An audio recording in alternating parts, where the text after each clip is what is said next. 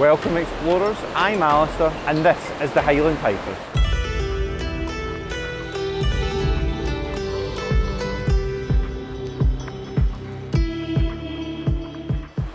Well, thank you for joining me again today. I'm out on my own and I'm hoping to stay a lot drier than I did last week. So this week I am at New Lanark and I'm going to do the full Falls of Clyde circuit, which is round about 10k, maybe about 11, 12, hardly any ascent, just a wee bit of kind of steep climbing just at the beginning to get to the main viewpoint over the falls. After that it's gently undulating along a very well maintained path with absolutely beautiful views like you can see behind me here. You know, the river's in spate and it's just absolutely pouring down, so I can't wait to go up to the actual waterfall to see what it's like. So also got a nice new pair of boots, so hopefully my feet will stay dry. I've got a pair of scarpers which I just bought during the week, so going to get a wee bit broken in today. And yes, they are already exceptionally comfy and I'm very happy with them, so hopefully that kind of remains for the rest of this walk and for the foreseeable future. So I'm going to crack on. I think there'll be a lot of water to video today, so hopefully you enjoy it.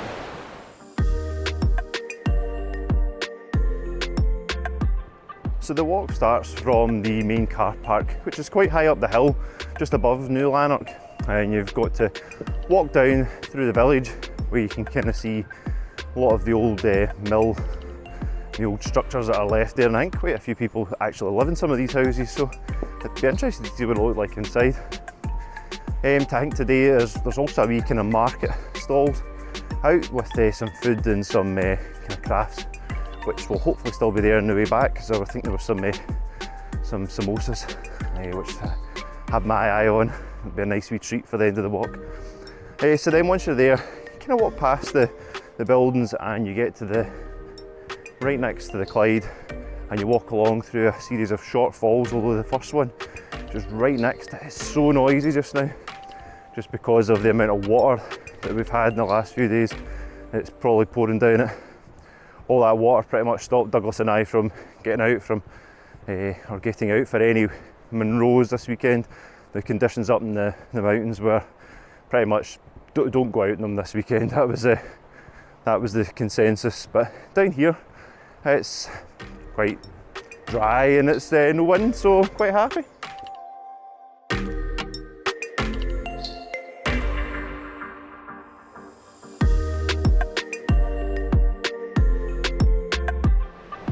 So after a relatively short walk of around 2 kilometres, I have reached the Corra Linn Falls, which you can see behind me, and they're absolutely spectacular this time of year. Look at that, just the amount of water that's pouring over them is amazing.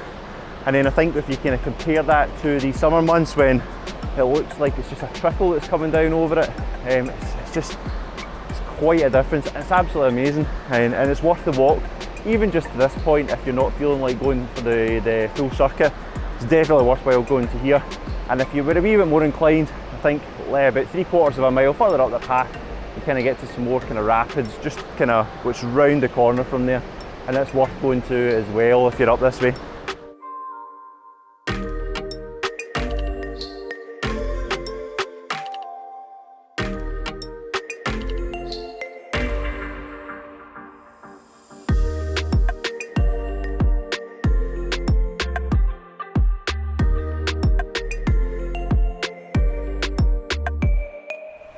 So I'm now on the opposite side of the river from where I started. Keep heading up past the top of the falls and you come to the dam there which feeds the power station further down below. You can cross over there and begin to walk back down. Once you start walking back down though, you are 3.5 miles before the next crossing, so if you're not fully committed to going around the full loop, then probably best to turn back about there. But it's well worth going the full one just to see the falls from a different side, and certainly on this side it's probably a wee bit more quieter, less people kicking about because they'll all have turned back at the dam. It goes without saying that you should stay on the path, stay behind the fences. The water is very fast flowing, very dangerous. People have died in there unfortunately. So yes, safety first. Don't do anything silly.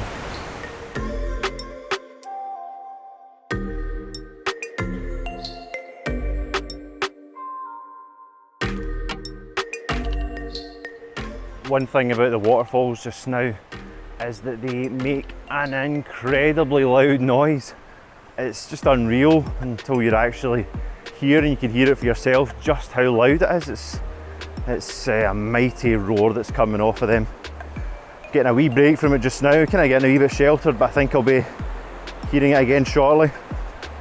An interesting wee fact that I read there was that after a little stramash at Lanark, William Wallace apparently came and hid in a cave here between the upper falls and the Corra Linn falls.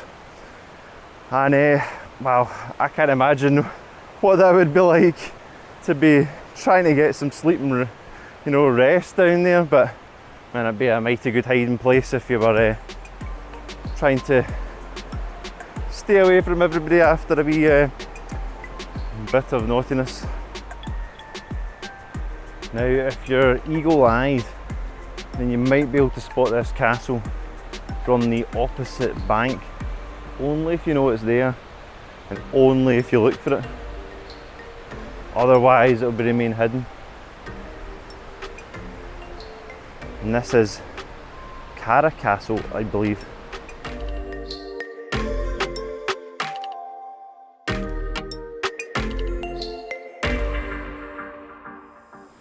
Every so often you'll come across these wee viewpoints, and they're just a few metres out off the path, and it's well worth just coming down to have a look and see the views that you get from them. They're well placed and for a reason.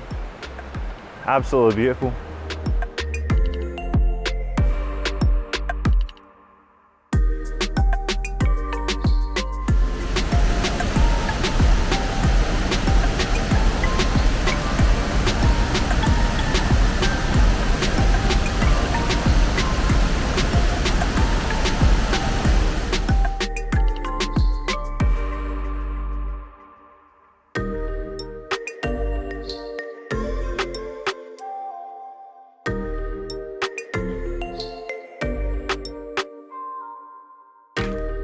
So once you've kind of gone right the way round and you're opposite the new Lanark, you may kind of wonder, why would I want to keep going round the circuit? Why wouldn't I just turn back and get to retrace my steps? But it's definitely worthwhile continuing on all the way around. Get this lovely woodland walk before you kind of cross back over the river, and then probably get the best views of New Lanark that you're likely to get. Get this lovely view straight down the valley, and you can see all the buildings just nestled onto the side of the river. It's definitely worth the extra walk just to see that.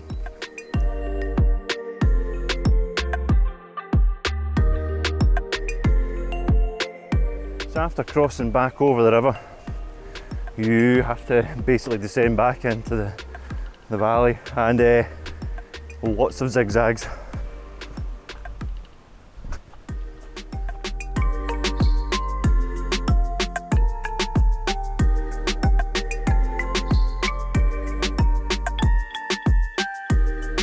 So I've reached this viewing platform just on the same side as New Lanark itself, and you can see straight down to the old mill and all the buildings down there, and it's a great wee view. And normally, or the last time I did this, it was a bit more open, the kind of trees have grown across it a wee bit, but it's still something special just to have a wee look, just as you can see behind me, just straight down the river there. It's brilliant, and I've really enjoyed today.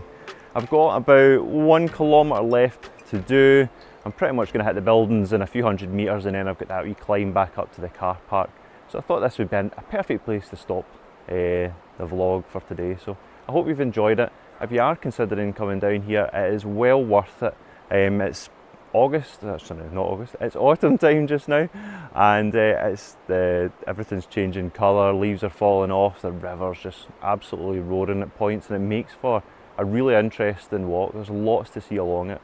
So I would definitely encourage anybody in the area to come down if you're looking for something a lot easier, and certainly if the weather's a wee bit worse up the hills, this is a great place to come. So thanks for watching, and we shall see you on the next walk.